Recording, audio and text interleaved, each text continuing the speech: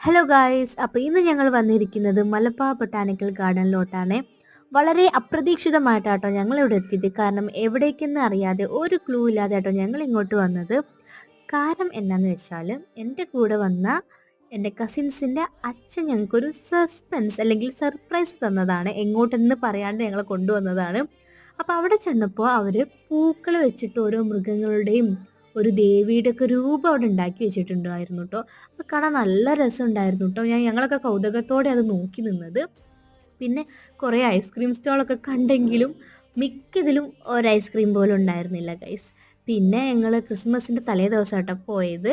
പിന്നെ അവസാനം ഞങ്ങളൊരു ഐസ്ക്രീം കൊടുക്കുന്ന കടയിലെത്തി ഐസ്ക്രീം കഴിച്ചു. പിന്നെ കുറച്ച് നേരമൊക്കെ അവിടെ ടൈം സ്പെൻഡ് ചെയ്തിട്ട് കുറേ ഫ്ലവേഴ്സൊക്കെ കണ്ടു. അത്യാവശ്യം നല്ല നേരം അവിടെ ടൈം സ്പെൻഡ് ചെയ്തു. കുറച്ച് പിക്സൊക്കെ എടുത്തിട്ട് ഞങ്ങൾ തിരിച്ചു പോന്നു. അപ്പോൾ അത്രയേ ഉള്ളൂ. ടാറ്റാ.